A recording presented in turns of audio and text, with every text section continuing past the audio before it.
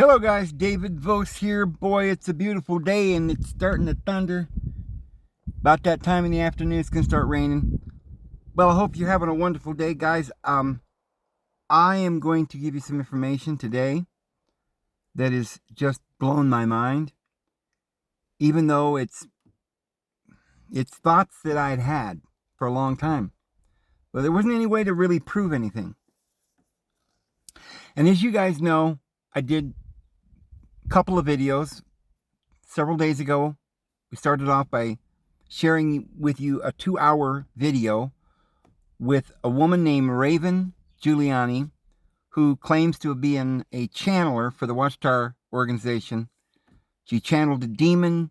Through that channeling, supposedly the book of Daniel, the Daniel book witnesses wrote, maybe other books, Watchtowers.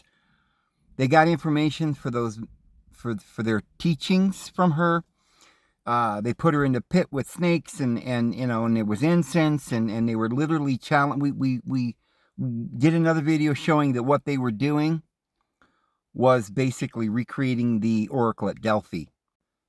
Now, friends, because I was born and raised Jehovah's Witness, third generation Jehovah's Witness, and they in 1975, which is going to be a date that you'll hear more of in this video. The witnesses were telling everybody in 1975 that the world was going to come to an end then. And so it was right about that time they started expelling people for different reasons as well. I remember Dad talking about it.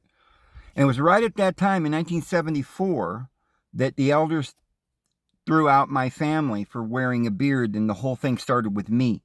So I was actually thrown out in 1974, but I ended up trying to go back, and they lured me into becoming baptized so they could disfellowship me when I was 18. It started when I was 13, 14 with the beard. So I just wanted to let you guys know that actually happened.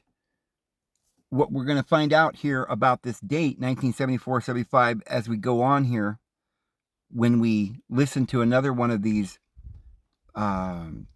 child channelers of Satan that the witnesses used, and I'm surmising that this was the woman that they used after Raven Giuliani, because she said she quit when she was about 13. And so I was saying in the video a couple days ago, I wish I knew who the next person was so we could confirm. I want to confirm this story.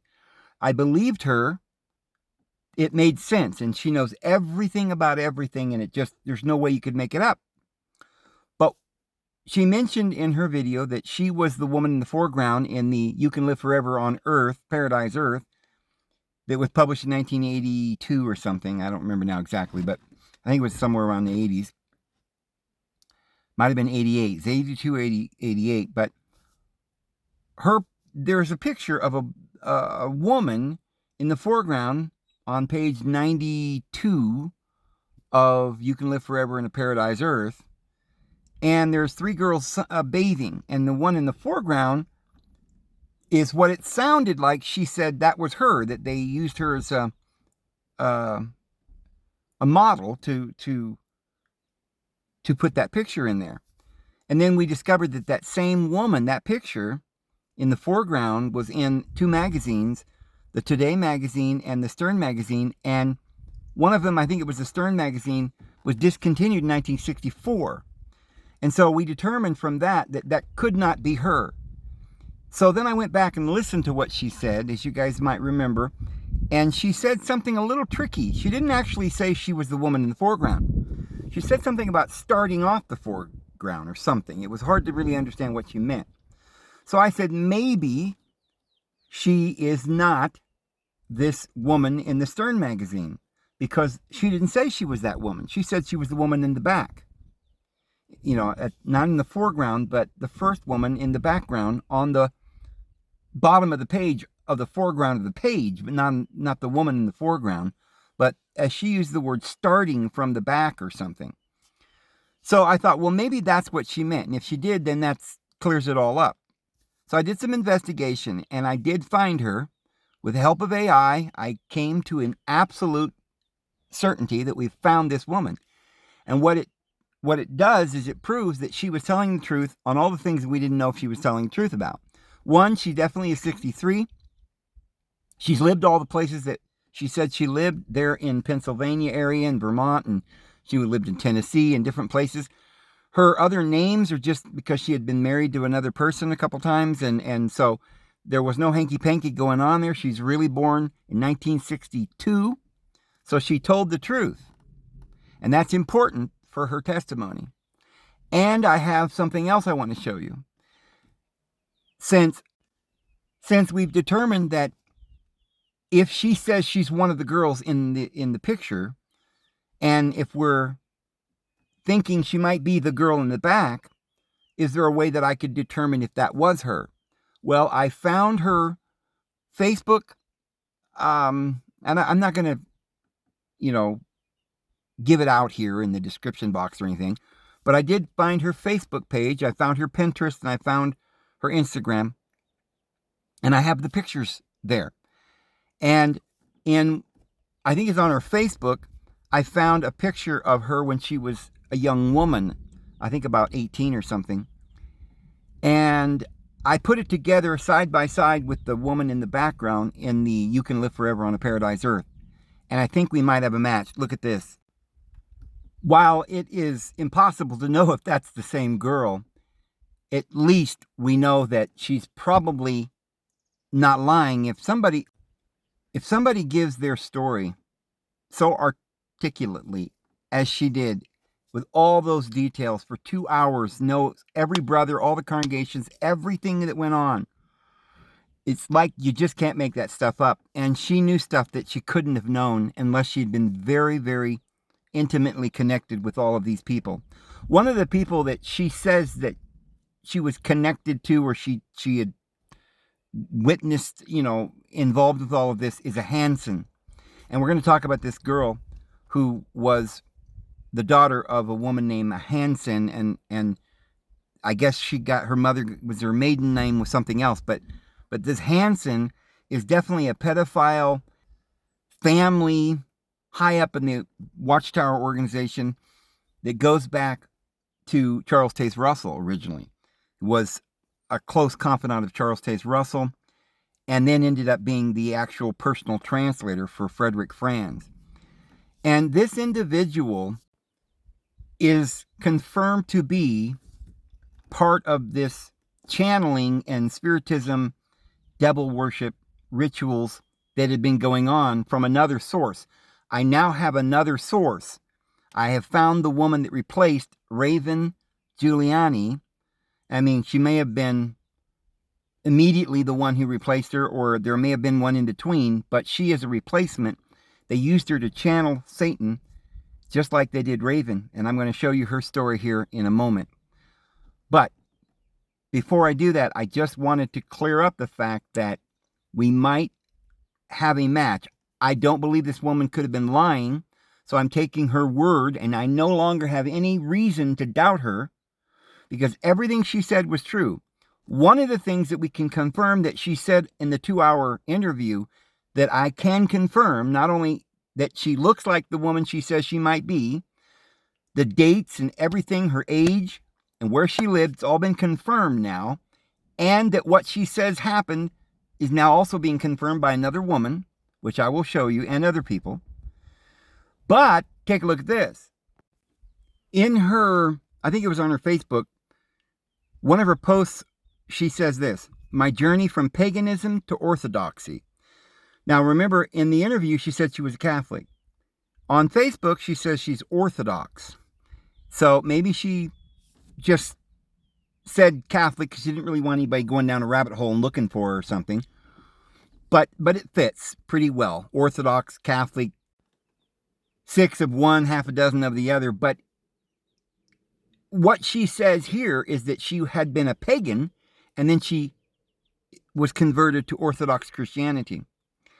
And that's what she said in the interview, that she went into paganism, or the occult, the dark occult, for a while, into Satanism after she left the organization, because she said that's all she knew, because she was raised from the time she was a baby into this satanic rituals and this evil Satanism that the witnesses put her through. So when she finally left, she ended up going to the occult.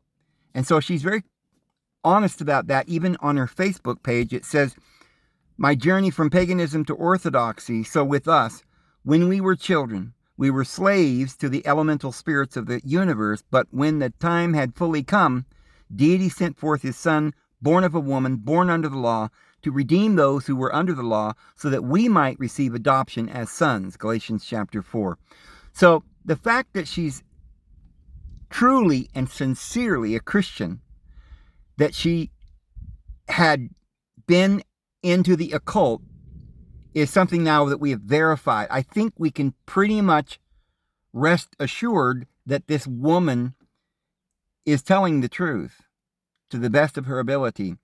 And that is wonderful, that we have no more reason to doubt her because of some misunderstanding about which person she was in the picture. But on top of it, I'm going to show you absolute confirmation that what she said is the truth.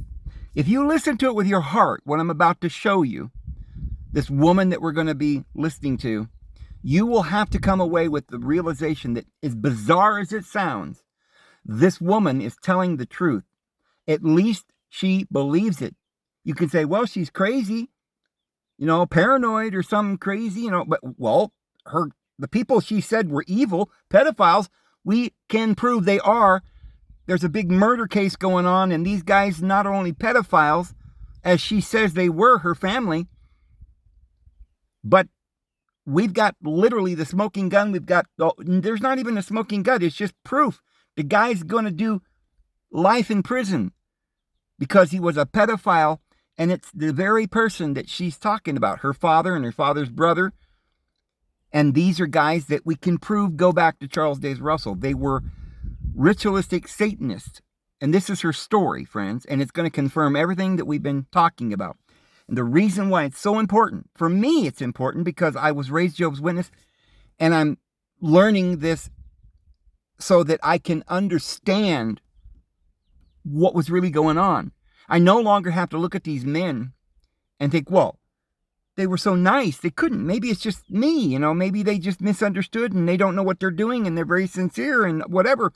But now I realize, no, these people that run the organization are not sincere, unless they're sincerely worshiping Satan. But in my book, that doesn't give them any kind of excuse, because I think that a person's heart should know, anyone and everyone should know, that you shouldn't lie to people, manipulate people, and worship Satan. So that's number one. But number two, what I'm going to show you is this relates not just to the witnesses, but also to the Mormons. There's a combination thing here going on. There's a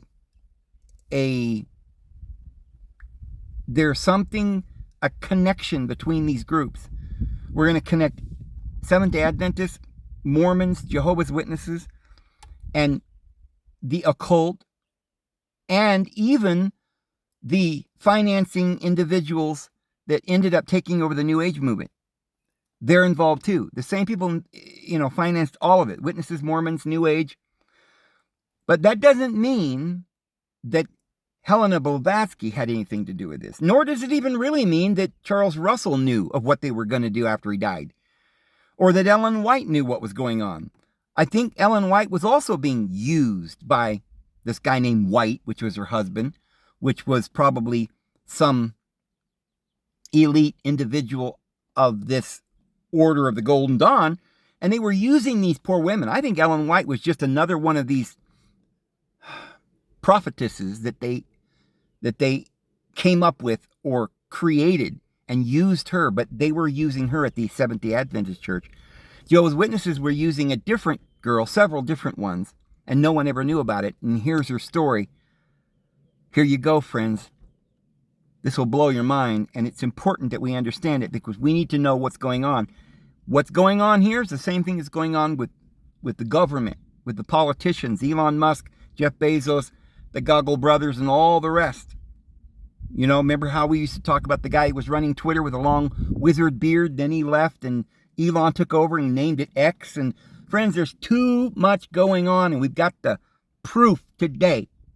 And we're gonna expose all of this and absolutely, completely prove that the entire world and all the big organizations and churches and religions and governments around the world are all being run by Satan and individuals who worship Satan privately, like they do at the Bohemian Grove, friends, where they're either mock sacrificing humans, which we're going to find that there's testimony that Jehovah's Witnesses do that too. They mock sacrifice. They said they don't know if they actually killed anybody or if they were just mocking the sacrifice of a human, but they definitely killed animals and had satanic rituals.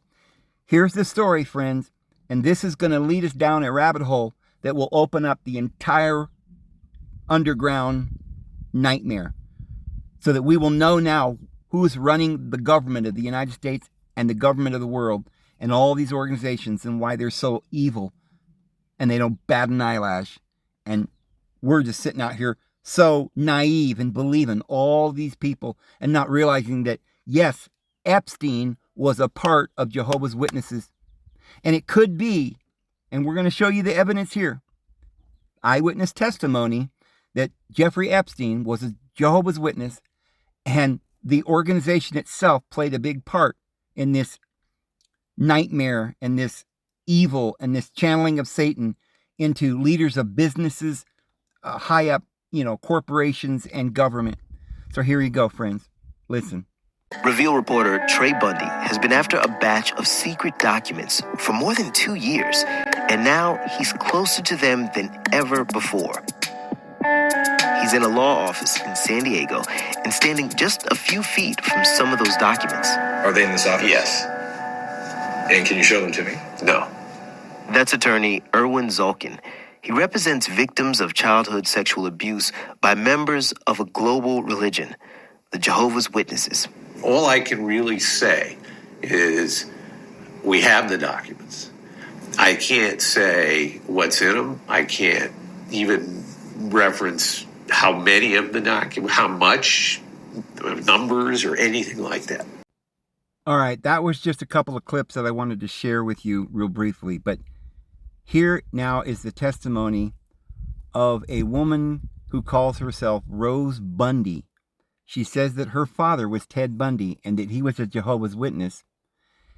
And then we will go into her entire story as she tells it, and I will tell the story that she tells.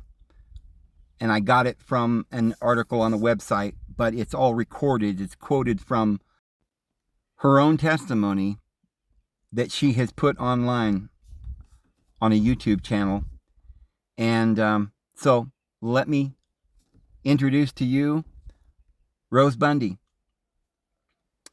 otherwise known, I guess, to Jehovah's Witnesses as, I forget her first name, Hansen. So here she is.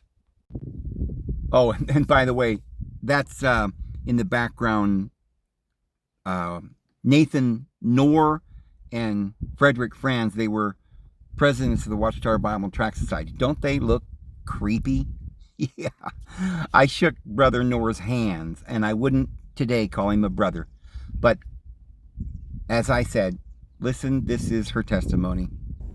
Well, hey everybody, how's it going? It's me, Rose Bundy, demonized Smurf girl of the Jehovah's Witnesses.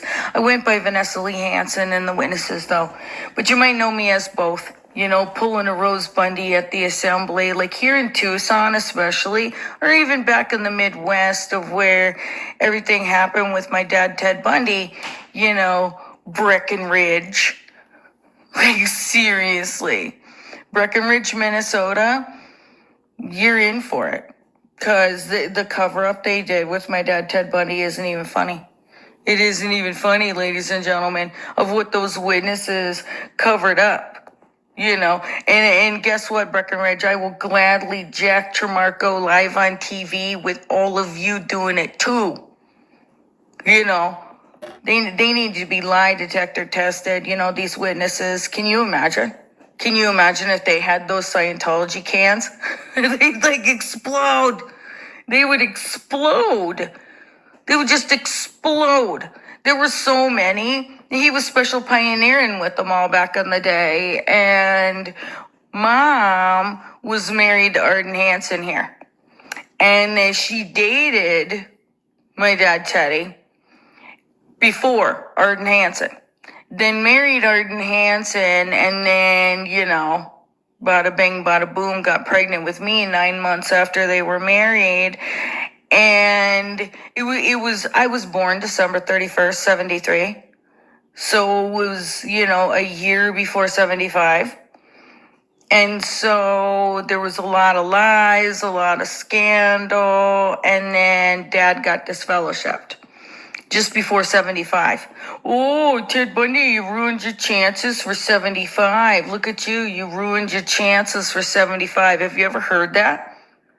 People getting disfellowshipped just before 75. You don't want to ruin your chances at 75.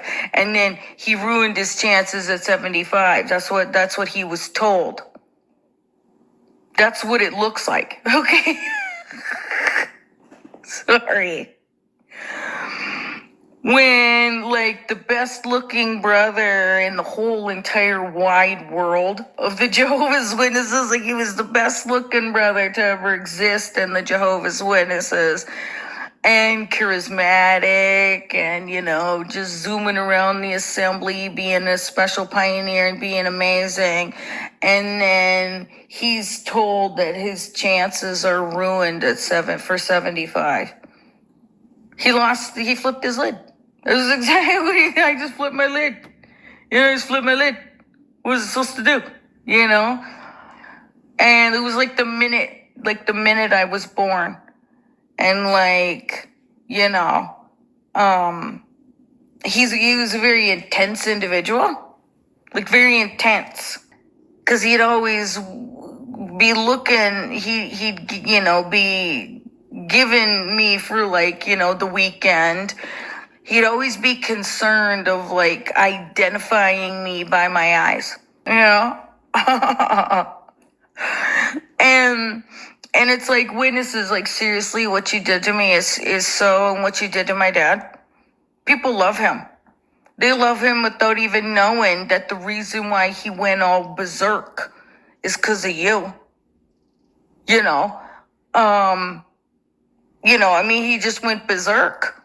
He went berserk, and might as well pop off a few before 75, because that was his view, was that he was going to pop off a few before 75 because of what they said to him.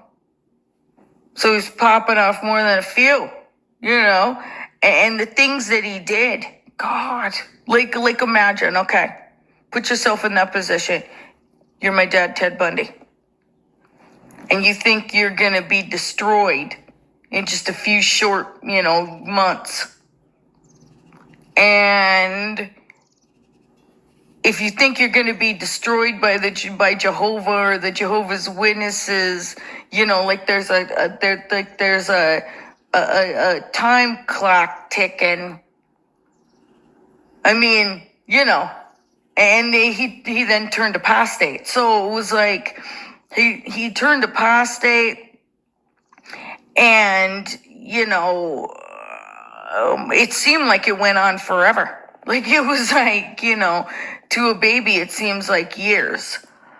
And I was very aware. I was just very aware of my surroundings, of just when you get scared like that, and you get scared like that as a baby, it was nuts. I remember just thinking to myself, I need to start to crawl so that I could crawl my way out of here. There's a picture of me just a day old, just trying to crawl the hell out of there. No, and hiding. There's pictures of me doing naked cleanup, just God. Learning to talk really young and walk. By the time I was 9 months, I could walk. By the time I was 3, I had taught myself how to read and write. Of just magnets on the refrigerator. He had these alphabet magnets on the refrigerator, and before I could even walk all the way of crawling up to there, because he'd have the newspapers on the fridge. of the various headlines of like murdered, like murdered, murder, always these murder headlines, and then these alphabet letters on the thing. And I would, before I even knew what the word was, because it's like you're just little, so you're seeing a newspaper headline, the big word is murder. You don't know that it's murder, but you just know, oh, there's an M, there's a U, there, and you just match it up and like, look, I matched it up, and being little, because if you can read and write by the time you're 3, that means you're learning from a very young age. And so I would pull myself up, and then he'd be cooking and making macaroni and cheese. He's always making the macaroni and cheese and the good kind, not the cheapo kind. The good kind, like, and using like real butter, like not. And he'd say, I turned my back for a minute, and I'd have the word murder written out on the little deal. Stop it, stop it, and he'd undo it. And then I'd do it again, because then I knew it made him laugh. So it was like, this is something that got a reaction out of him. As a kid, I remember just that's a funny reaction. Like, I'm going to do it again. And I'm going to do it again. And then woman. Like, my first words were woman and murder. Like, daddy, ouchie, no. The one time that a woman got away was when she saw the sling and the whole rigmarole, was the one time he didn't have me with. If he had me with, those women were not going to leave me behind in any kind of, and so they'd be leaning into the car, like helping put me in, and it would just be like a temple shot to get them subdued, just enough. There'd usually, be a little bit of blood. They'd, it would be like a right temple shot of when they're outside of the car. They're leaning into the car, standing up, and then usually like a right temple shot. And then, they'd be he'd put them in the front seat of the car, and I'd be standing like this in between their legs. And it would just be like, with their head just, or he'd recline the seat like they were sleeping. Like, it was crazy. Like, there was all different kinds, of him perfecting his technique. You see the perfecting of the technique after a while. That's why I am the way that I am. That's just like, ooh, and then him being in jail, like you'll see fake me's, and it's because while he was in jail, mom for a while refused to take me, and then other women would be like, oh no, here, and it's like, what? And you can see, I could tell, like the confusing look on his face, like that is not how he would be with me. It was very awkward, weird, from the pictures I have to, and a lot of them were confiscated because mom didn't want me to, and it's like, it was before DNA, I'll gladly DNA, whatever, but it doesn't change that he claimed me as his own. Regardless, it doesn't change a single thing that happened. But the naked skydiving incident, there was a naked skydiving incident, and that was him.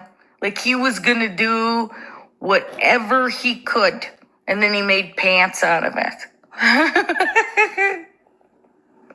That parachute was used in a lot of crazy stuff. It was used several times. It was used a bunch. And I don't know, Jehovah's Witnesses, just like, they took a lot. They took a lot from me. They took a lot from you, when you make decisions, My dad was the one, like some people sold their homes, got into debt, all this. He started killing people. He said, it's like, okay, it's Armageddon, it's going to be 75 and I've ruined my chances. Well, okay, well then fuck you. Fuck you. And he was not the only one. And in fact, every prolific serial killer, that's the reason why they did it too. Like there were a bunch.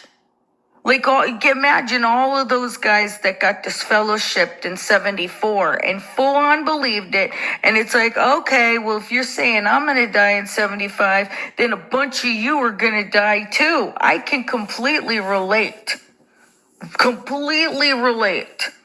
that if you firmly believed that, if you firmly believed it, and then they tell you that you're not going to make it, and that you ruined it, and that you're disfellowshipped, and there were so many people trying to get reinstated just before 75. So many people tried to get reinstated before 75. They would beg and plead on their knees. Bawl. Can you imagine? Of the amount of people that were on their knees, writing letter after letter and sliding it in the congregation door. Just please, please, please, please, please. I'm so sorry. I don't want to die. And it's like, oh, you just want to come back because you don't want to die, huh? And, saying that to somebody and say, oh, you just want to come back because you don't want to die. Well, then, oh, maybe we won't. And those people that did that ended up murdered. Good. Like, good.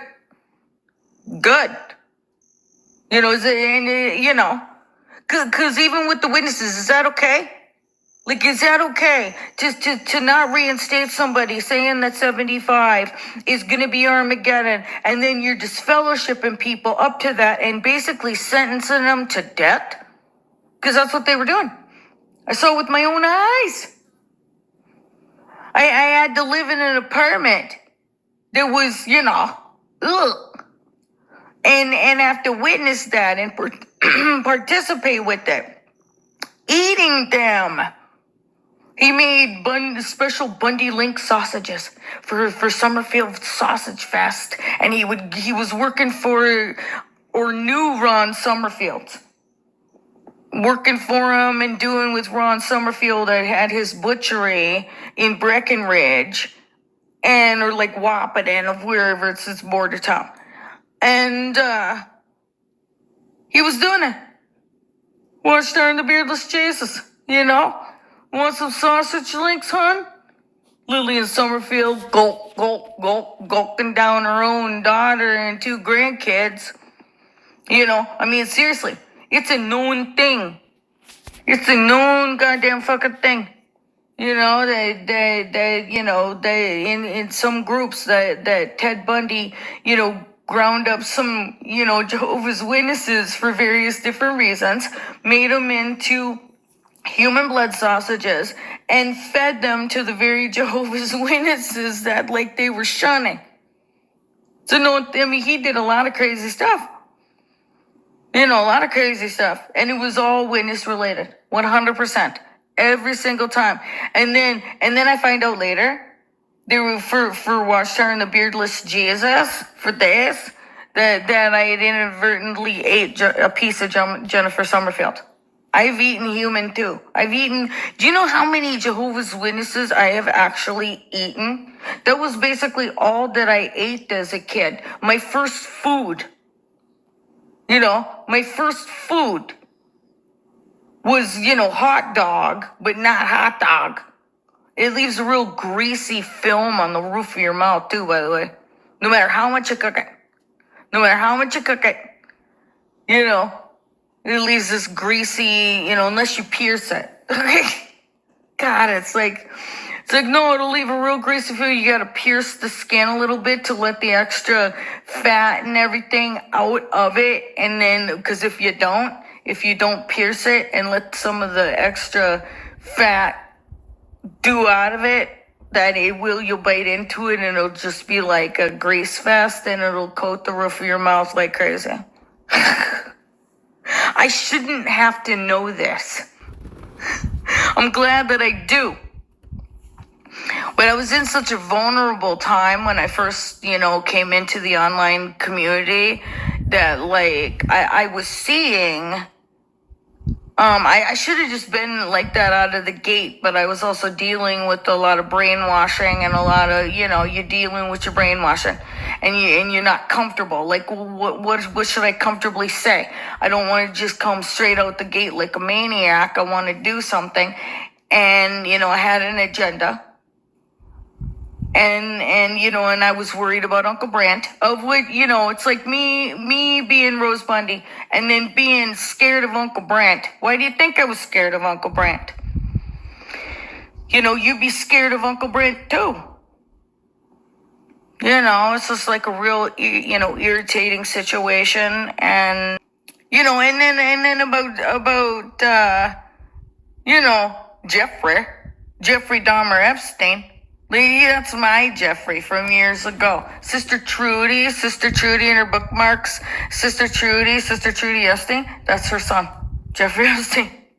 And Grandma Stella McKenzie, anointed Grandma Stella McKenzie. That's Jeffrey's grandma. So you just went hanging out at because I'm the niece of Jeffrey Epstein. Like, seriously.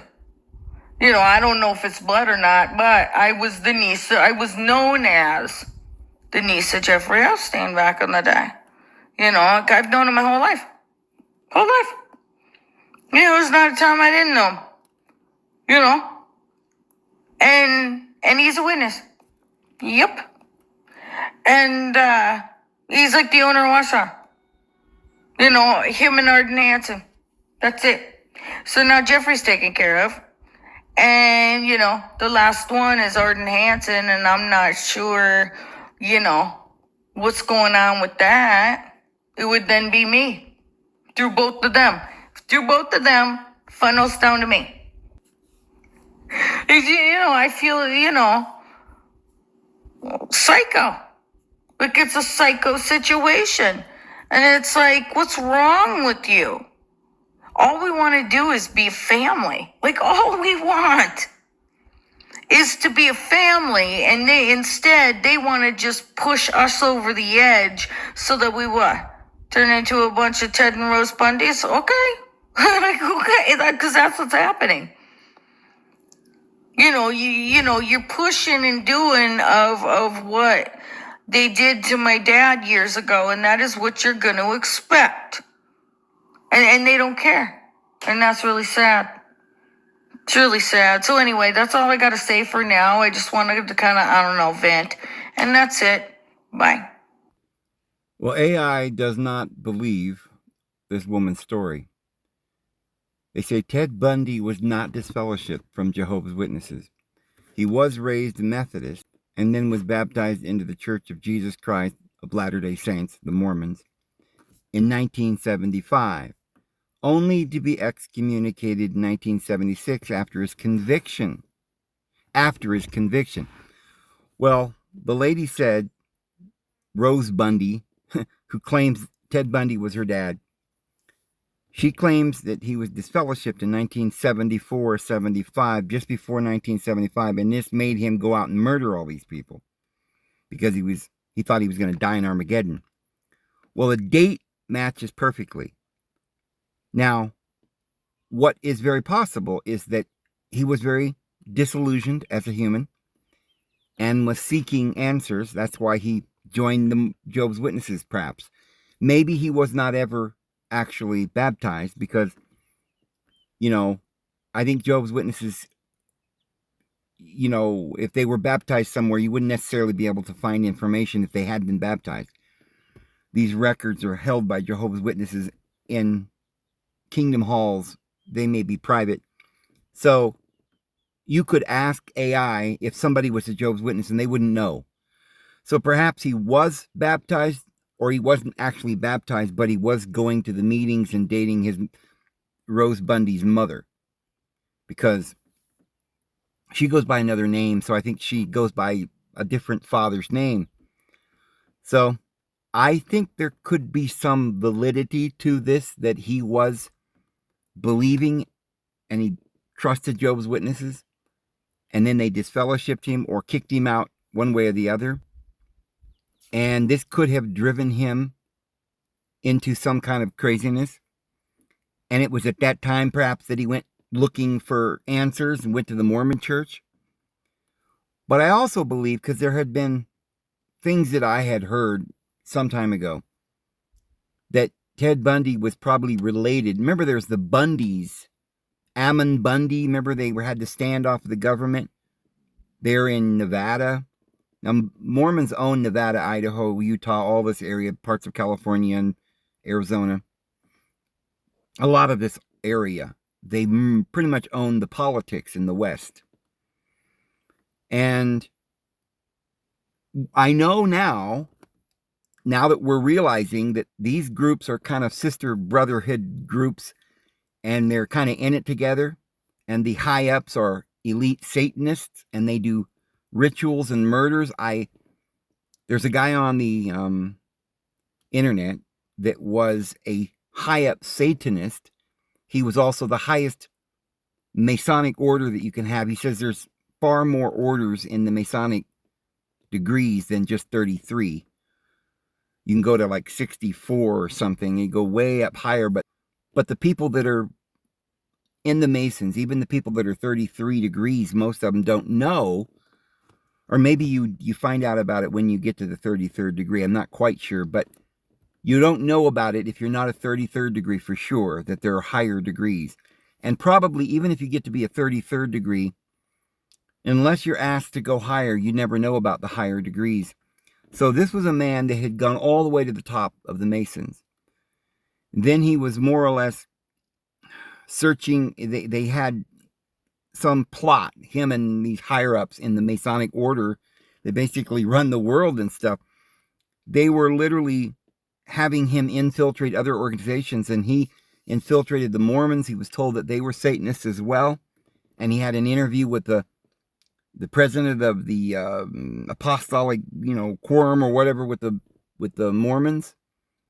And because he was a high up Mason, they were allowed to explain to him and tell him, yes, that the Mormons do sacrifice babies and do belong to the satanic mothership, and they're all one big thing. And there's an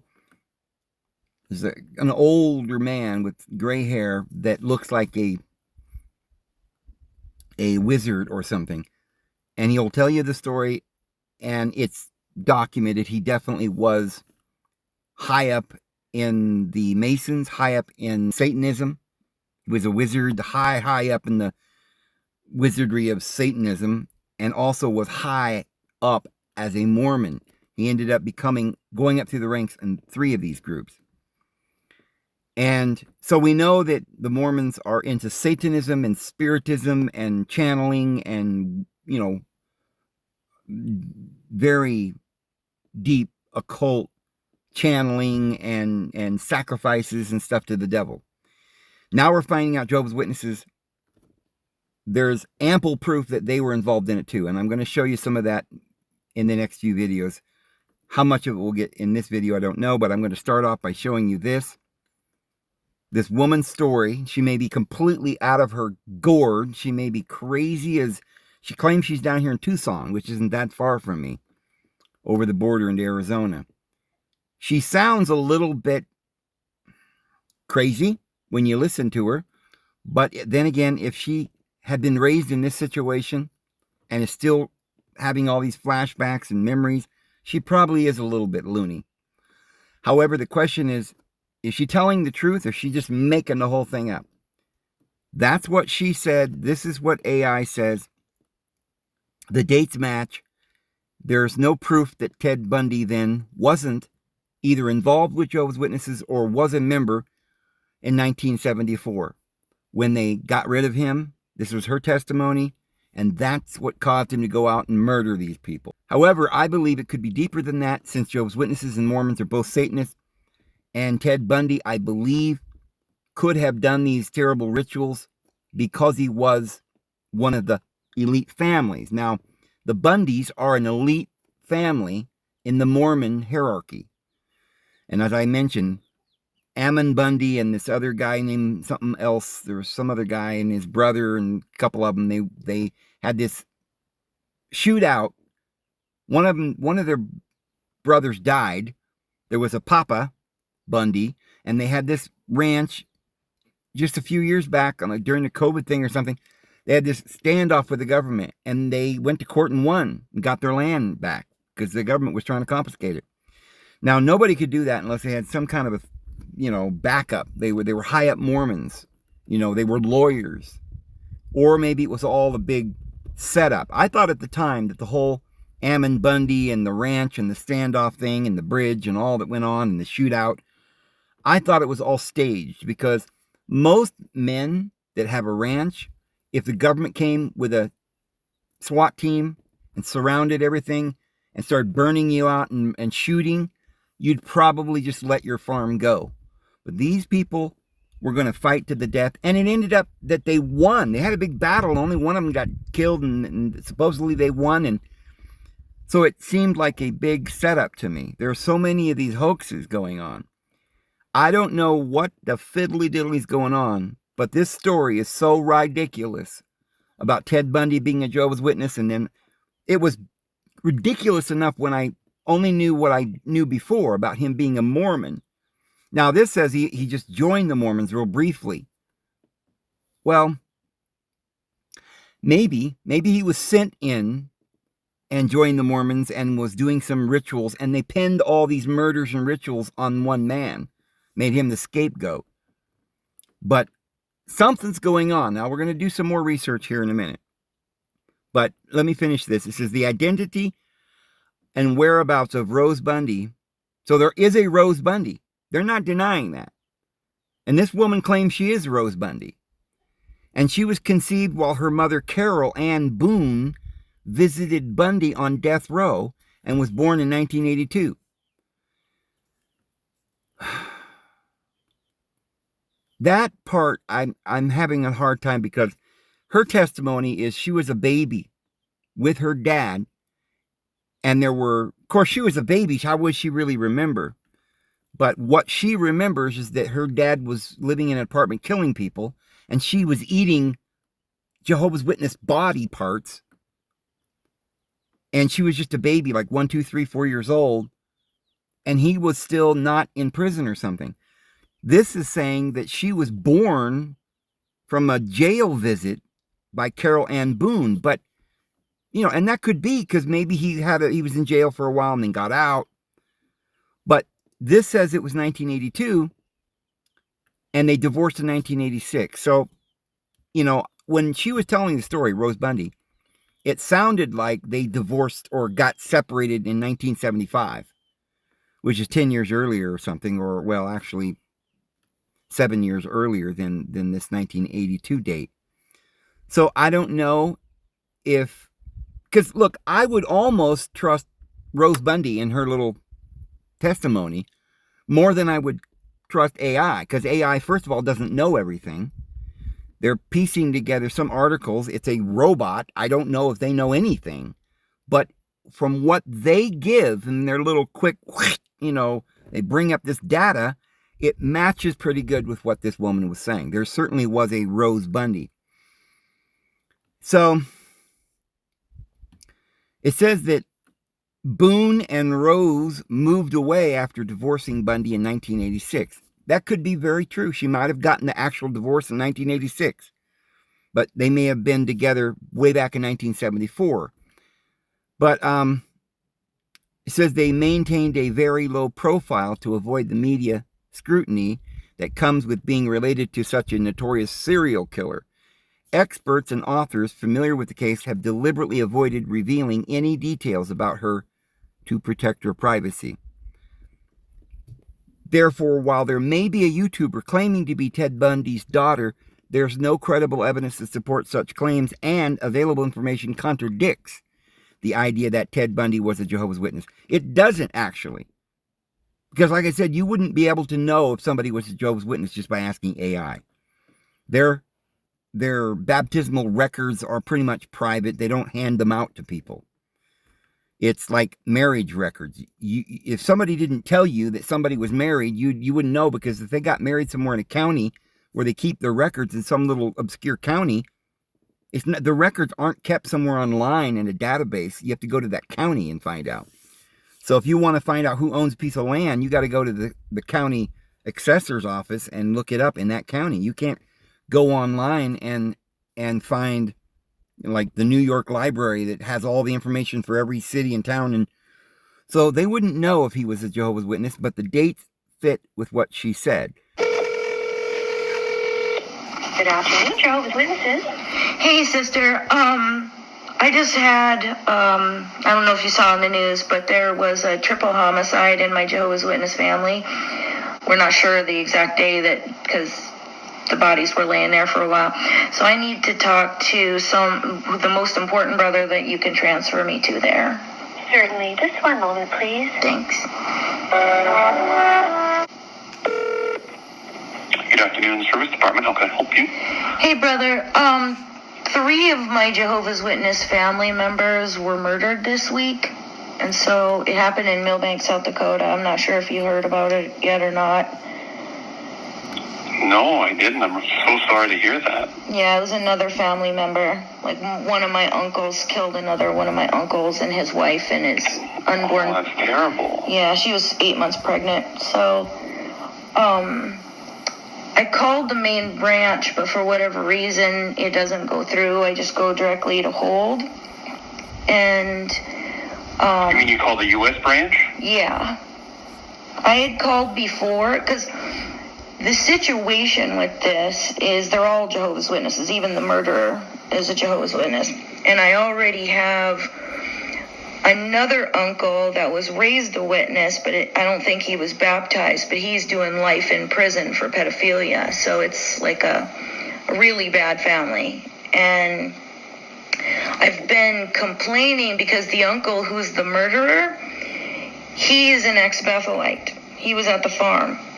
And he got sent home early due to, they sent a letter, when you get sent home early, there's a letter that comes back with you to the congregation. And my dad was presiding overseer back then. And he got the letter. Huh? Can I ask you a question quickly? Are you one of Jehovah's Witnesses? Yeah, I'm baptized. I've been baptized since 87, August 17th, 87. And so my dad was presiding overseer back then, because that's what they called it. And he got the letter, and it said, due to deviant sexual behavior, we're going to send this boy home. And it was my dad's brother. So they put him on the list, the list that they, predator list or whatever they, whatever they call it. And they're supposed to keep an eye on him, like how they do with the attendants in the back and going to the bathroom and, all that stuff. But he continued because he was abusing me my whole life. And, nothing was ever done. Like, he would be made to apologize and, we'll put him on this list. And, my dad just didn't want to send his own brother to jail, which, now a second one's going to be doing life of his brothers. So I need to talk to somebody at the main branch to let them know that, that list is just not working. Like, this is not the first time. Like, there's been, I don't know if you know about Lauren Stewart. She was a witness, and she killed her husband, both her adult kids, even the dog, and then she killed herself. And No, that sounds like a really difficult story. The problem is because it's in another country, another branch territory, we're not aware of, we're not privy to any of those details of that situation. Okay. So I guess your question is, you wish to get a hold of the branch in the United States? yeah, I'm guessing because I've been calling a lot and telling them what's going on, and I think they might have flagged my phone number, and that's why I'm going to hold. But now, because I've been warning them that this is going to happen, this is he's going to fly off the handle, and now that it has he's fallen off the handle. Now I really need to get a hold of them. So I want to give you my phone number so that you can call them and tell them like either to unflag my phone number so I can get through because it's like super important, or if somebody there can call me back.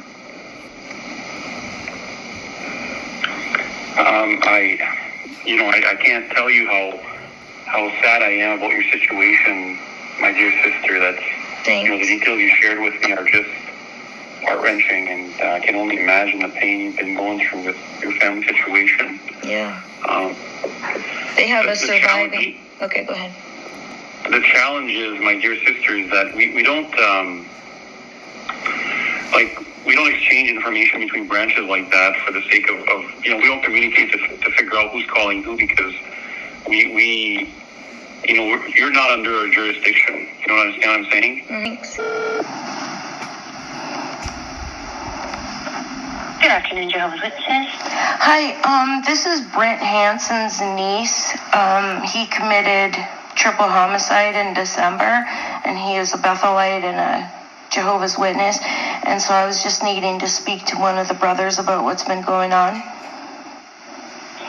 Okay, I can transfer you one moment. Thank you. No problem.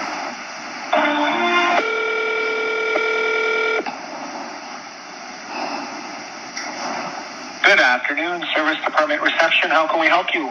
Hey, this is Vanessa Hansen. I'm Brent Hansen's niece, and he is a former Bethelite and Jehovah's Witness that committed triple homicide in December.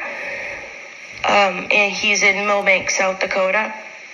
And I just need to talk to one of the brothers about everything that's going on, because I've got several Jehovah's Witness family members, and it's quite a situation.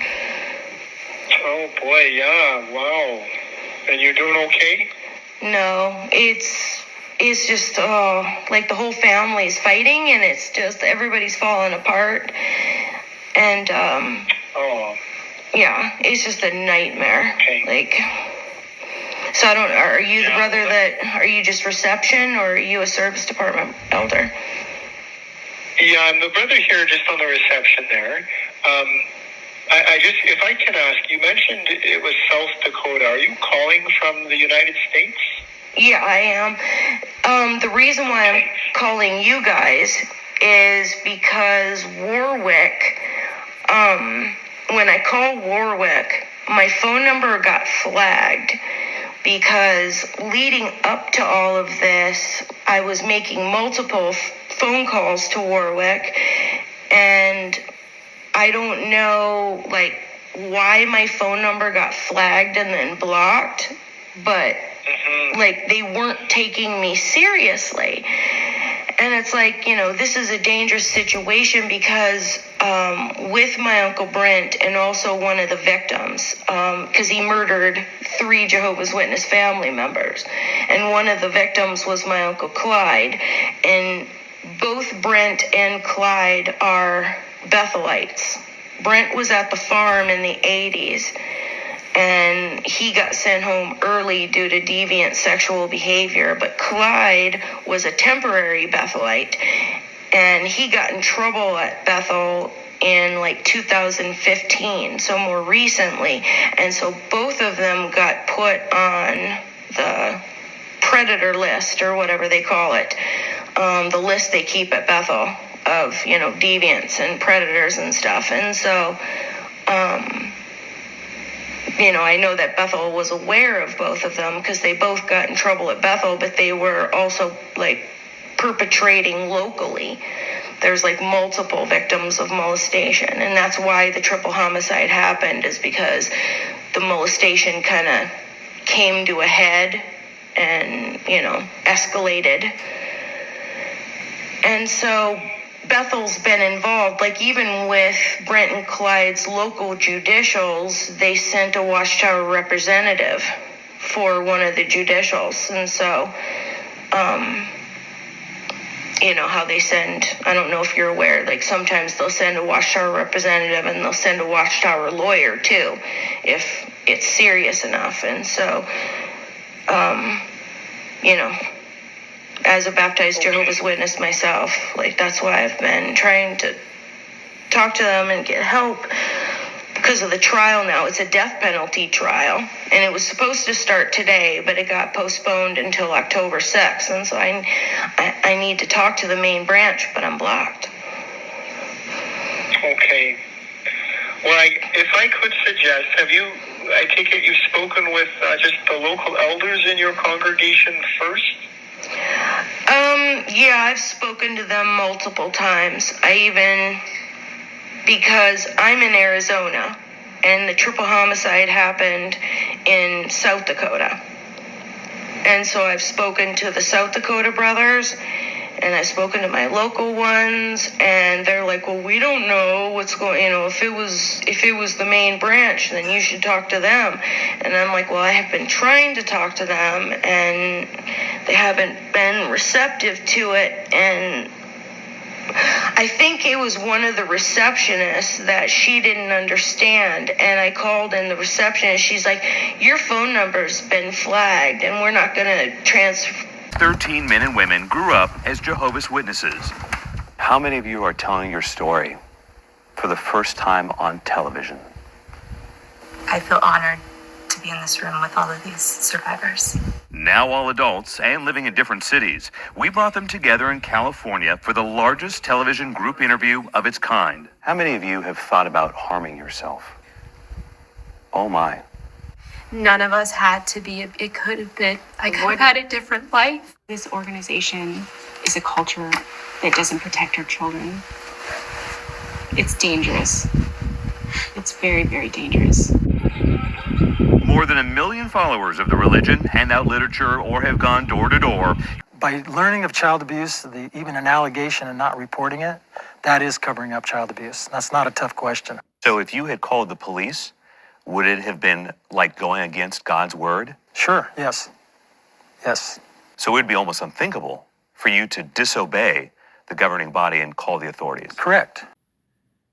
So this is a Reddit post, and it says, this is the Smurf girl that we're talking about. She's related to Brent Hansen, who murdered brother Clyde Hansen and his sister-in-law Jessica and their unborn child in South Dakota in December of 2021. Brent was a Bethelite. He sexually abused Veronica, but the JWs ignored her when she told them. Brent and Clyde were both into witchcraft. Brent liked to torture baby bunnies. He would post videos on Facebook. The cruelty of his family was laughed off by her dad.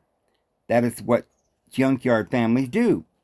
They own Hansen Salvage in Millbank, South Dakota. Her aunt found a bunch of rabbit corpses rotting under Brent's bed. Brent's behavior is normal in the Ortonville congregation of 35 publishers. There have been multiple publishers from this hall who have been imprisoned for pedophilia. Okay, in this particular hall, there have been multiple publishers from this hall who have been imprisoned for pedophilia or for raping mentally disabled patients. Okay. Smurf Girl's grandfather joined the Watchtower Mafia because he reasoned if you can't beat them, join them.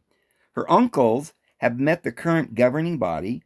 Her uncles are pedophiles. They would molest her when they were out in field service. Her uncles wanted to scare people away from their kingdom home. Her mother was a Christian in daylight and an occultist in the night. If this is her mother that married Ted Bundy, which we'll show you here in a little bit, then you can understand what might have been going on with Ted Bundy, who then gets disfellowshipped and thinks he's not going to get to heaven or to paradise in 1975. He was disfellowshipped in 1974. And so he goes around and starts murdering people. And I'm going to show you her story in her own words, how she was just a baby and her father, Ted Bundy, was, cooking human meat and feeding it to her. This is the most ridiculous story, but I also remember that there was a Hansen that is spoken of by that other woman who was channeling a demon for the Watchtower Bible and Tract Society. So there's a lot here that we're going to get to, guys. So he says her parents would lock their bedroom but leave the back door open. Then the Watchtower would come and take her. They took her to a field with a pentagram and they would sacrifice adorable animals. And Fred Franz would laugh as if he were possessed. It certainly wasn't a human laugh. They would wear Masonic robes.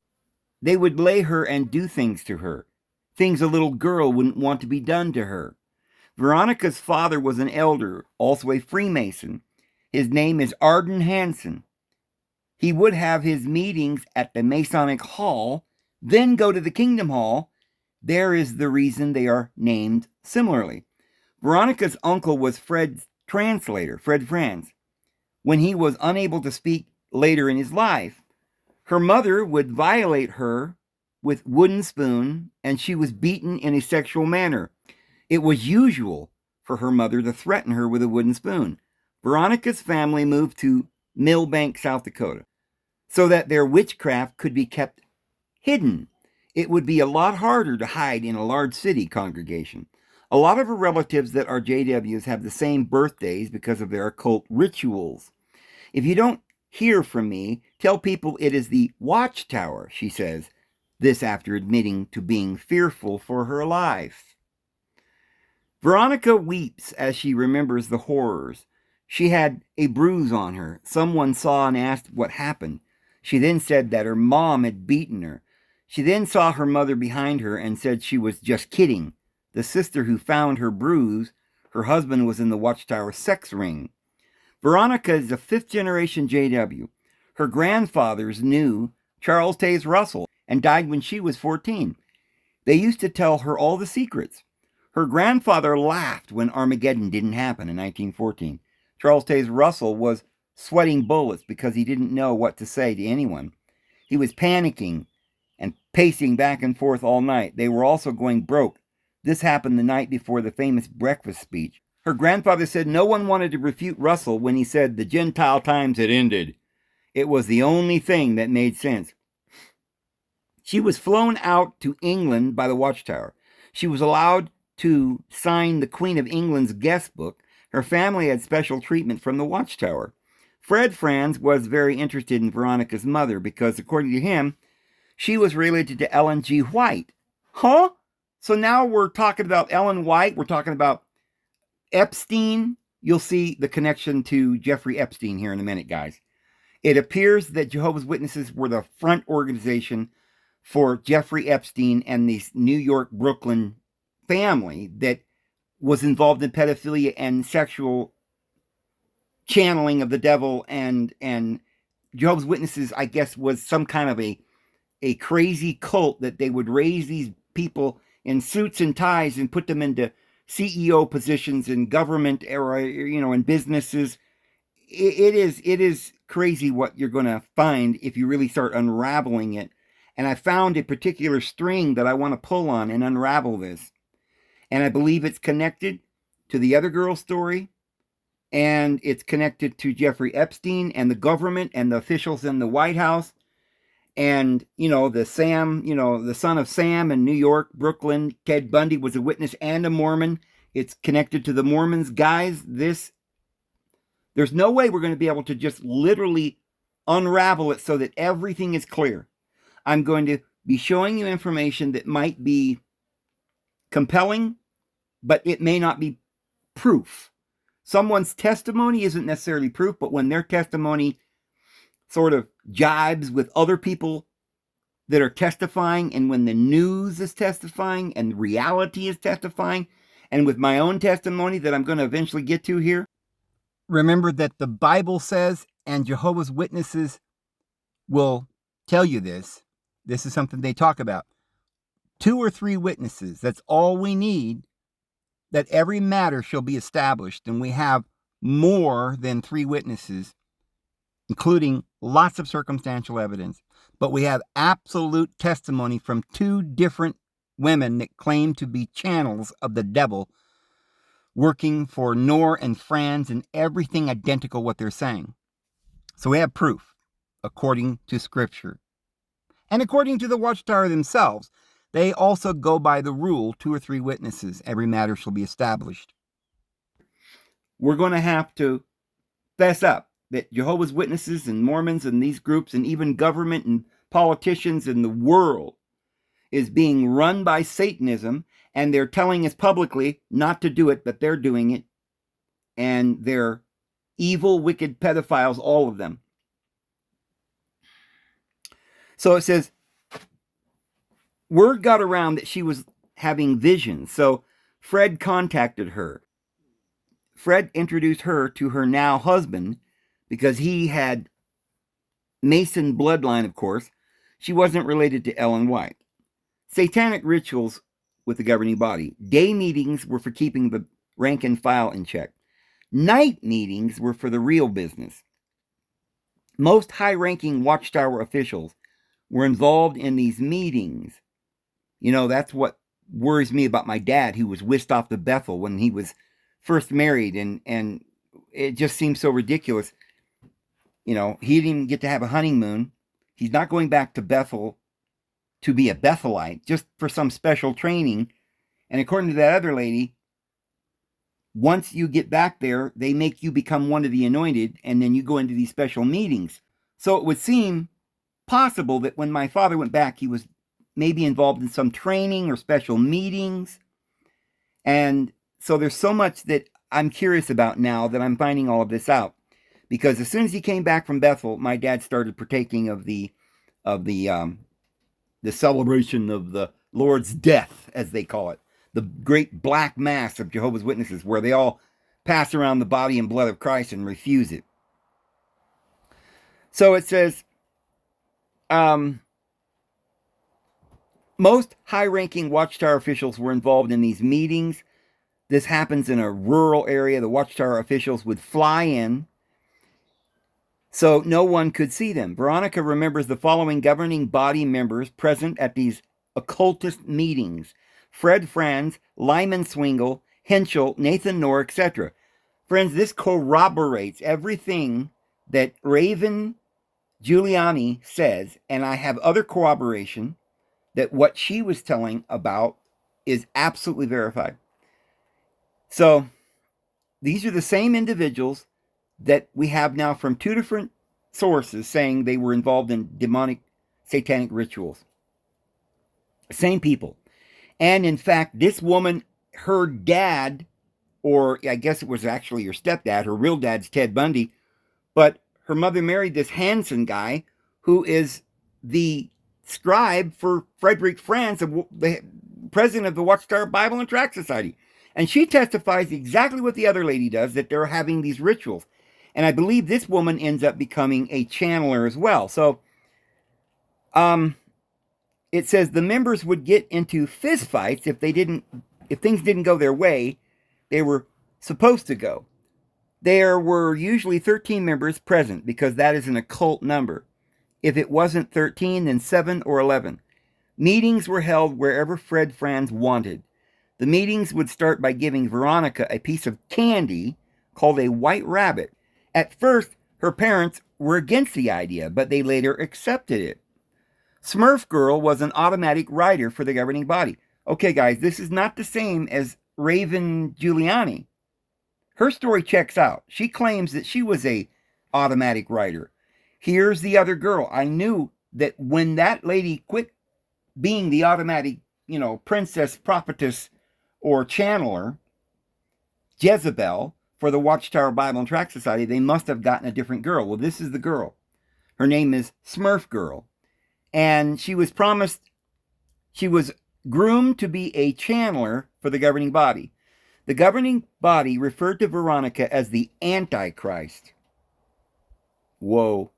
She is speaking up because she doesn't want any more children to suffer Luciferian deaths. Lots of bloodletting and animal sacrifices. They would also pretend to kill someone as a part of their ritual. Lots of beatings, but she never saw someone killed. The blood policy of the Watchtower created was a ruse to provide blood sacrifices to Lucifer. So when people died, I guess they were sacrificing all these people, all Jehovah's Witnesses that refused to get a blood transfusion ended up dying. It was a sacrifice to Satan or something. The committee would do rituals when specific J-dubs were on deathbeds. They would keep the family out of the room, and they would pretend to pray to Jehovah, but were really praying to Lucifer to accept the blood sacrifice. What? Friends, you can't make this up. There's no way you can make all this up and have it all mesh completely with the other girl that we saw, Raven Giuliani, who claimed that all the same stuff that's going on here. So this is being independently verified. All governing body members take vows to Lucifer. They promise to bring Lucifer one blood sacrifice per year. They don't want JWs to die because of a disease, but they want it to be as bloody as possible. The younger the victim, the better. The bloodier, the better. The more the person suffers, the better. Oh my friends, do you know how much sense this makes to me? All that I went through, my supposed best friend telling me I'm done, I gotta go now. You just walk down the street, don't look back. You're never going to see your family again. You're done. We disown you. We're, literally giving you a death sentence. My own family, uncles, aunts, cousins, everyone just turned around and faced the other way and refused to even look at me. And nobody even knew if I'd done anything wrong. They never said to anyone that I'd done anything wrong. They announced at the Kingdom Hall that I was apostate. I just turned 18. They suckered me in to get baptized. And, everybody knew about the beard. My dad initiated the whole beard thing when I was 13. And here I was 18, not understanding what was going on. And now, after all these years, I realized they were trying to, it didn't make sense. And I thought, well, why would they do? It's because it's not supposed to make sense. They do this with other people. They did it with me. They were trying because Satan wanted them to. They were worshiping Satan. They wanted to kill certain individuals and make certain ones suffer because the Lord knows those that are his, and the devil knows the people that are pure and innocent. And it's like a sacrifice. They want to hurt somebody. They want to kill somebody. They want to make somebody suffer because they know that when Jesus comes, they're all done. They're reveling in their shame and in their evil, and they're trying to find the pure and innocent souls that they can take and cause them to suffer their entire lives. Why else would they be doing this to poor Raven Giuliani? Or why else would they be doing this to this poor young Rose Bundy or Hanson or whatever her name is? The Smurf girl. Why else would they have done this to me for 40 years? Treated me like I was a dog. Made me think that they wanted me to think that I was not even worthy of existence. That I should just go off and die. And if I'd have killed myself and maybe if I'd have went out and went crazy and started shooting up the world like some people ended up doing, many Jehovah's Witnesses, they would have loved it. It was their way of making chaos and havoc in the world and destroying the souls of the American people. And this is why our government is doing it, friends. This is why they're doing it. And that's why you don't understand, because you can't believe that people would be like this. And now I'm having to rethink everything, what was really going on with my father. And I'm going to get to the bottom of it. I will. Sometimes I don't know if I want to know. But I'll tell you this, I must know. I need to know, because with this knowledge, we will unlock a lot of pain for a lot of people. And we will find the answers to the questions that we have had. This goes all the way to the top, friends, all the way to the United States government, to BlackRock, to the KGB, the CIA, to the Israeli intelligence, and all the Zionist propaganda and agendas that's going on in the world today. Yes, friends, this is real. But, I want to read a little further. The governing body wanted to get answers on everything. They wanted to know if they were chosen in 1914. They would use crystal balls, Masonic tarot decks, the Watchtower card stands for destruction. They wanted info on the Catholics, their prophecies. They would always consult their channels, mirrors, crystals, automatic writing, palm reading, looking into water. Charles Taze Russell always said, if one of your channels doesn't work, use another one. If Franz got the answer he wanted, that is what was most important. He would get extremely excited. Veronica begins to choke up at this point. She says if it was a bad answer, which was bad for her, it was complete terror. If there was a bad answer, they needed a sacrifice to make up for the error and give power to Lucifer.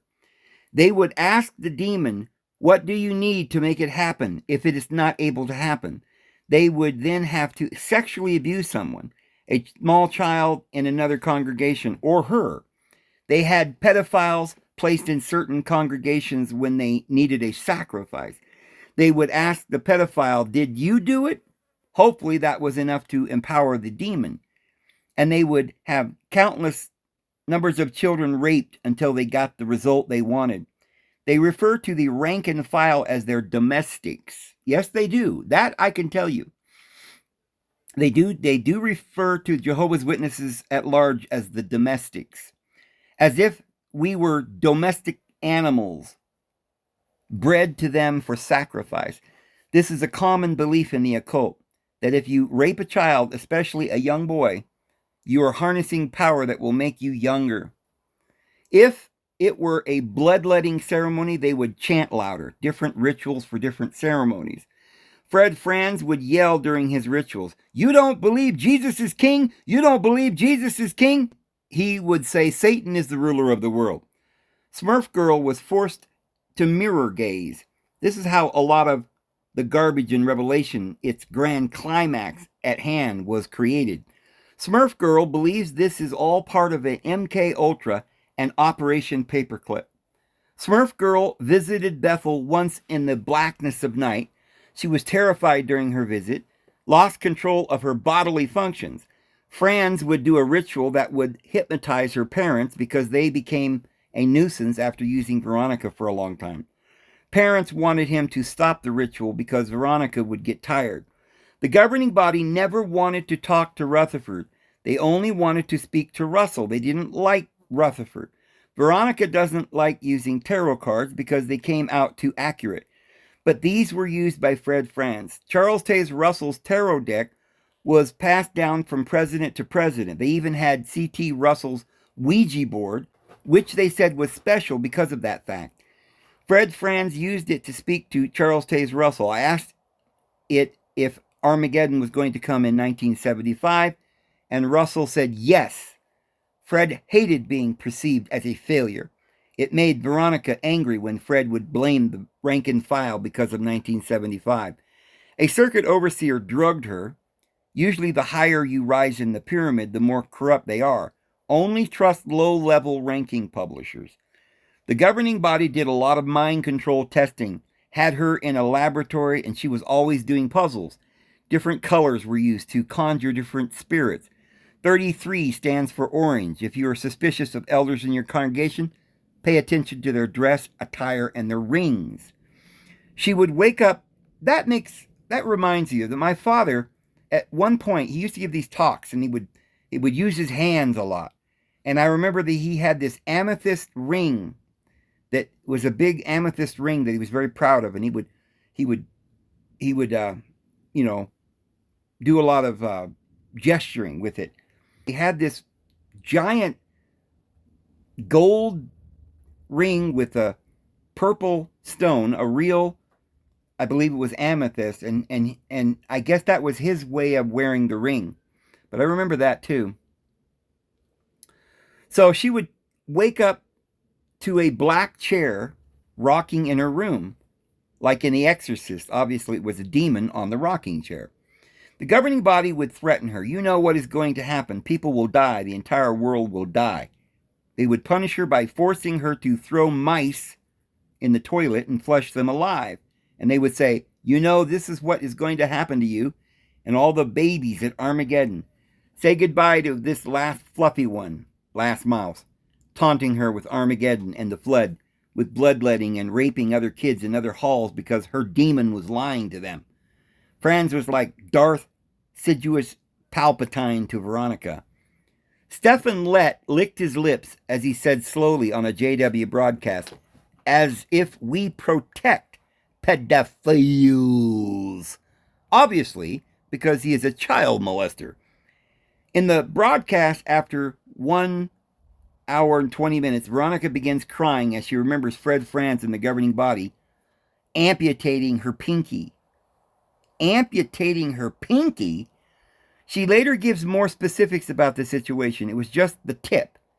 It was snipped off with a large tree trimming shears for some type of ritual, like a sacrificial cleansing. I had touched something I wasn't supposed to, and like the Bible, a girl's hand would be cut off. I was told that in my instance, just a small portion was enough. The shears had a curved tip. It was horrifying. I'll try and take a pic and post it. It's not too noticeable, so it doesn't affect my life too much, and I try not to think about it very often. It does get weird, a sensation sometimes. I was about 2 or maybe just turned 3 when it was done. Surprisingly, the doctor tried to sew it back on. My parents, of course, didn't want that to happen, but he did it anyways. Doctor said later to me when I was older, he wanted to at least try because he wanted my marriage hand to look as nice as possible. He was a great doctor, and I'll never forget it. I had it wrapped in gauze afterward, and Mom didn't take very good care of it because they didn't want it to be a success, because it was my punishment. I remember when Mom took the bandage off, she had never changed it. The tip had turned black. It was rejected. I was so scared. My father's younger brother, my uncle, had 3 missing fingers as well. I'd heard my father and brothers held him down and took them too. My uncle is now doing life in prison for murdering 3 neighbors' boys. From what I heard, he was quite tortured, and I'm not surprised he ended up doing life. My father was raised in a junkyard.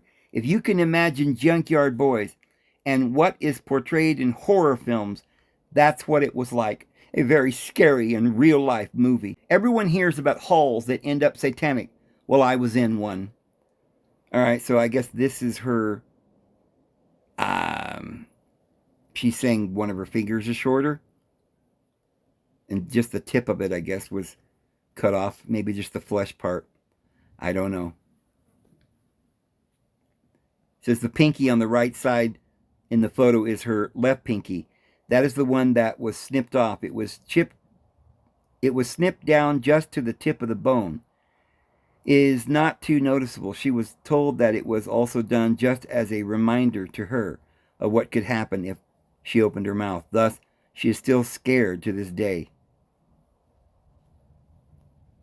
You can see a faint scar from the stitches after the doctor had to remove the blackened part that didn't attach back on. Veronica was the governing body's guinea pig, trying to figure out the best way to channel demons. An Asian brother used the white rabbit candy to loosen up Veronica. Veronica says for the longest time they were trying to create the perfect ritual. They would ask her what sequence of events she did the last time. They would say, ask the spirit this. What does Brother Russell want us to do? Confirms the story about the governing body communicating with a demon posting as Charles Taze Russell. She would lie on her side like some prophecy from Ezekiel. Veronica used a ballerina box that she would wind up 13 times. She created her own ritual eventually. She would light her own candles.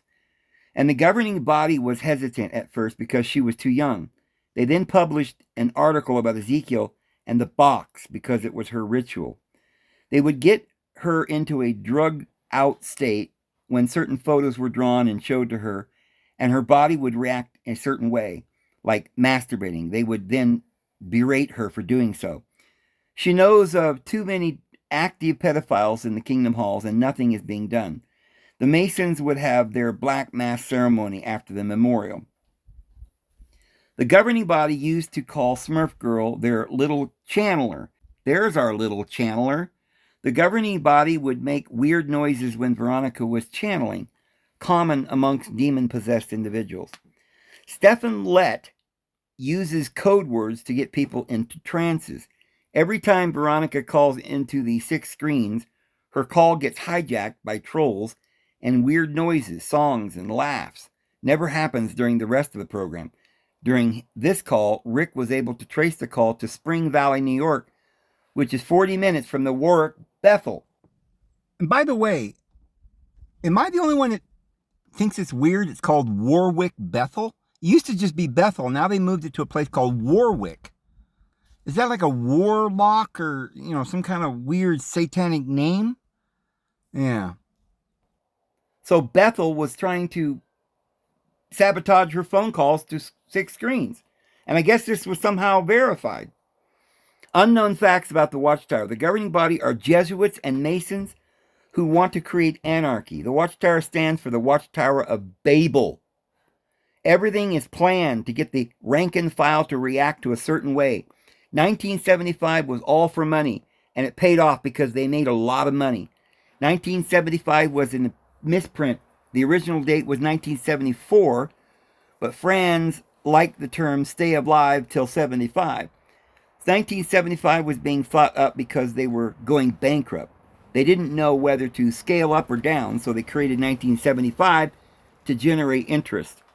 The Watchtower's anointed class were witches and warlocks who are usually paired up with each other for marriage. The anointed teachings is Masonic. That is why they say that JWs that are partakers are mentally diseased, because it is all a hoax. In other words, they don't believe in going to heaven or anointed or the Bible or Jesus, and that's why they didn't want anybody partaking. And even the anointed don't actually partake. I guess after the service, they go pour the wine out and step on the bread and desecrate it.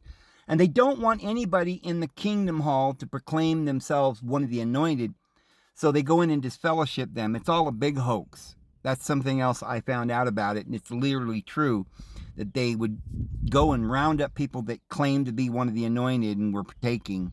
And they would literally have them excommunicated. After the memorial, the governing body would take the wine and pour it into the toilet, saying that Christ would never return to the earth, and they then would stomp on Christ's body or his bread. The governing body is not going in a particular direction. They're just winging it. The governing body is using donations to fund wars, proof here.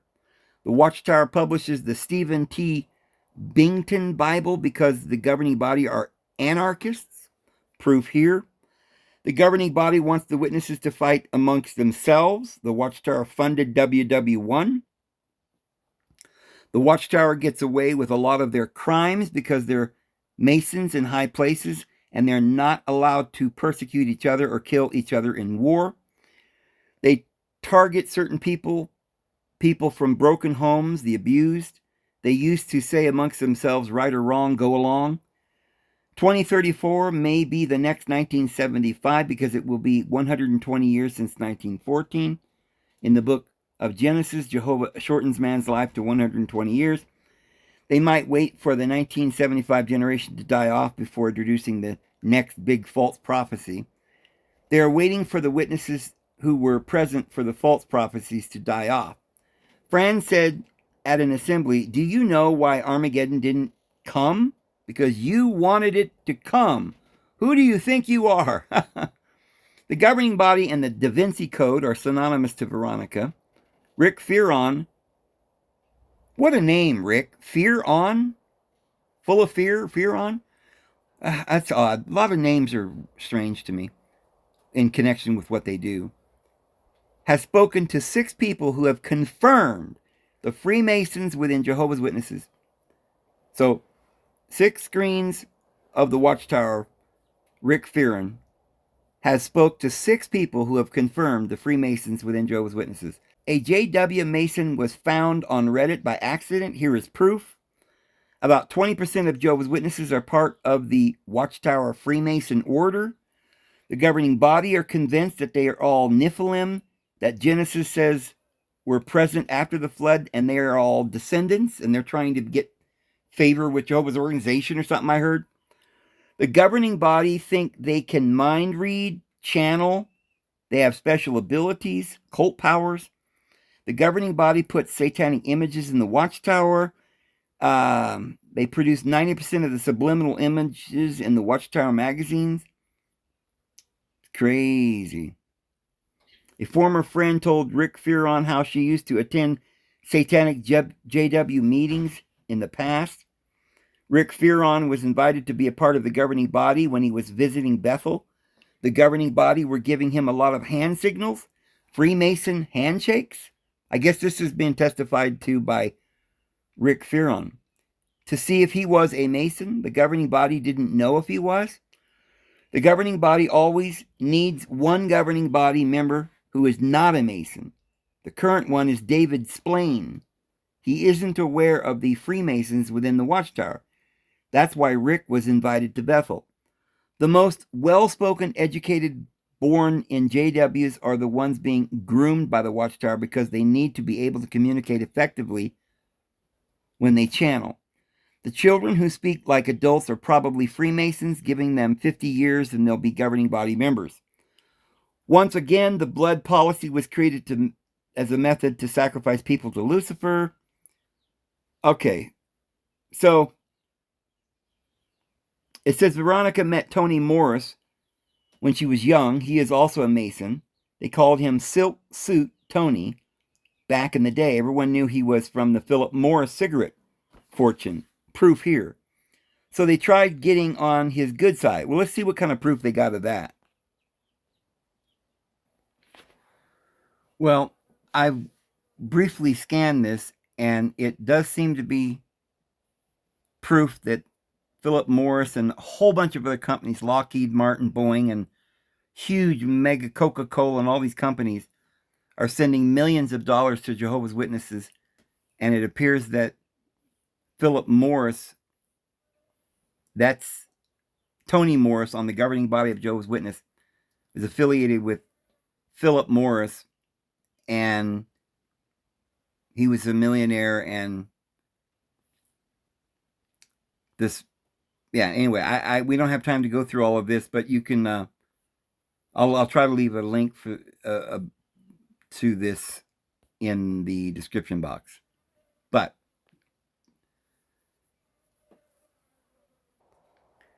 all right, I'm just going to read a little bit more of this. It says Freemason origins. The Knights Templar were accused of being Satanists, denying Christ, and idol worship, so they were burned at the torture stake on Friday, October 13th, 1307.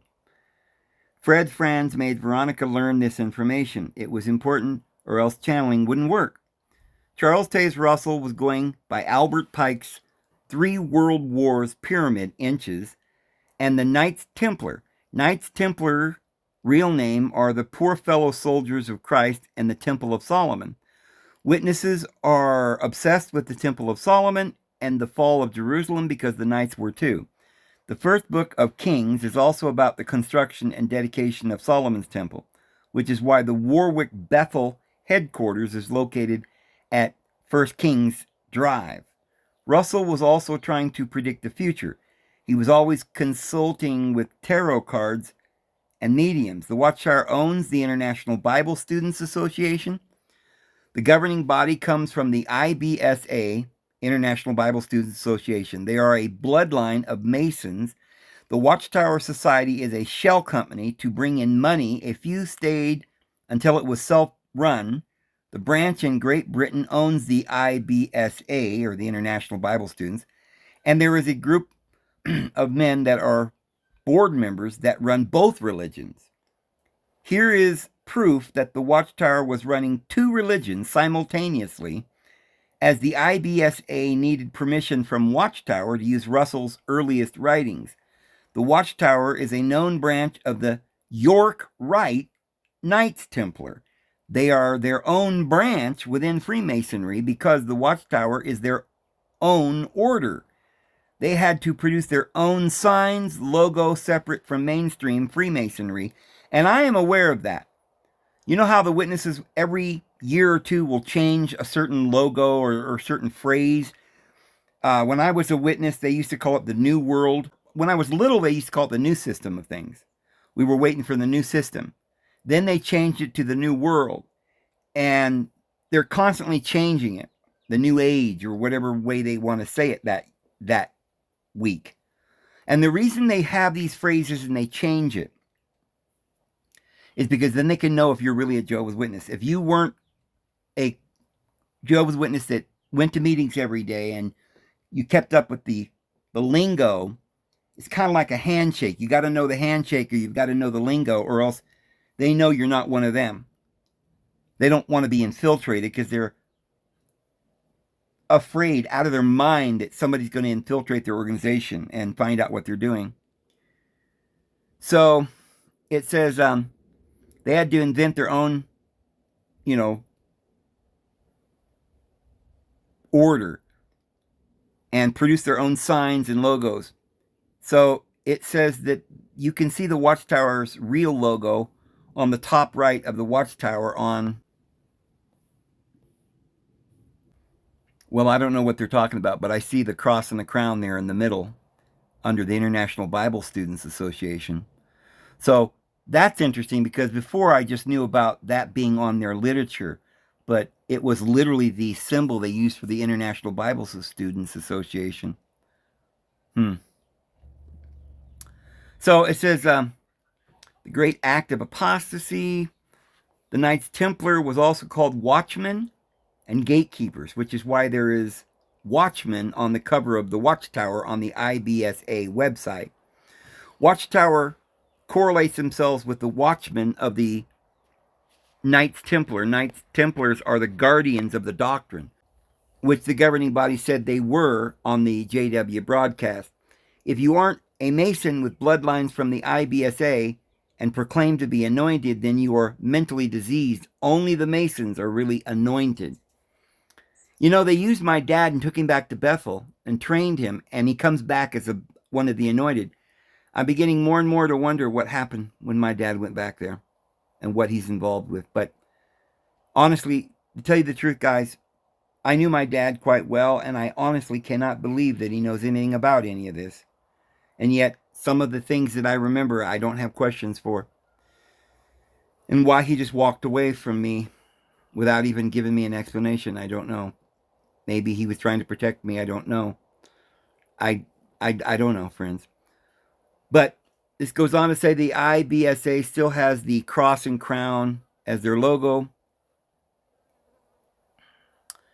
It says the Masons supposedly kept John the Baptist's mummified head for years. It was found in their temple when they were arrested in 1307.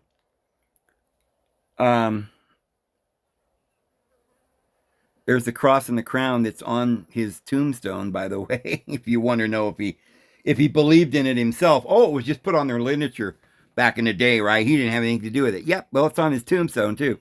Well, that's not his tombstone. That's actually a monument to his life. And all high-up Masons have these big monuments, including Ellen White and all the rest. Okay, it says they hate Catholics because they killed their Grand Master in 1307. That's the same Watchtower that I used in one of my videos. It's funny how that one just keeps getting put up there. But you can see the Knights Templar sign on the right, and the cross and the crown on the left, and the Watchtower. And it's also a lighthouse, by the way. But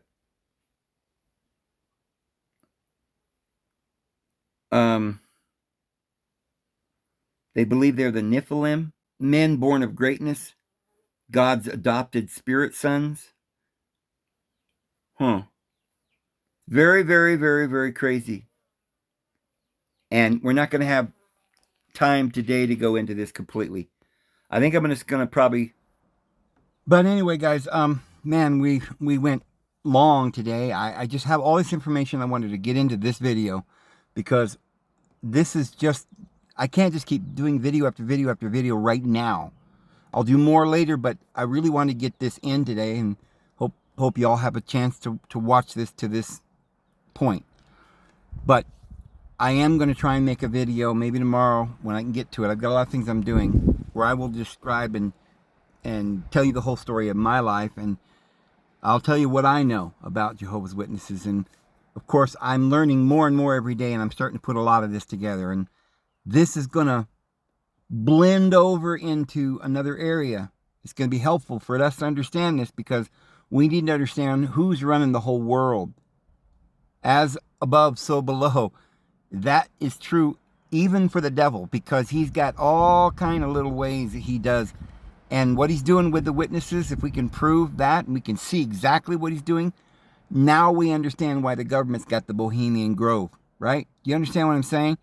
So we can sort of extrapolate from this. This is like a blueprint of what is happening in our world. And if this is true and this is what's really happening, we need to get the word out. I'm going to go ahead and go. Hope you have a wonderful evening. The Lord does love you. He is not this evil, vengeful deity that they're talking about. Jesus said your deity is the devil, and he's a murderer and a liar, and you know, and my Father is love, and he's light, and there is no darkness in him. Friends, our Heavenly Father, he's not jealous. He does not keep account of your injury. He lets the rain come down on the righteous and the so-called unrighteous. He's not partial. He loves everyone. He wants to forgive everyone. He only wants you to come and receive his love. That's all you got to do is receive it. You got to have the love of the truth, that you might be delivered from this wrath that's coming, because you're under the wrath if you choose and sign the contract. If you can't forgive others, then, you know, it's like you're condemning yourself. You've got to let go of this lie, this insanity that's in the world, friends. Break free from Jehovah's Witnesses, Seventh-day Adventist religion, the government, everything. And we need to get out of Babylon, and we got to do it now. We don't want to share in her sins and partake of her plagues that's coming, friends. This is the great day of judgment, and everybody is going to have to make a decision. That's what that word judgment means. It means a decision in the Greek. We all have to make a decision now, whether we're going to break away and become free from this evil and begin to love one another or not. And this is where it begins. We have to awaken, and we have to remember that we are good and that we love each other, and we've been lied to and abused and raped and pillaged, and it's time to stop. I'm going to go ahead and go. Lord loves you so much. We'll see you guys tomorrow. Have a good one.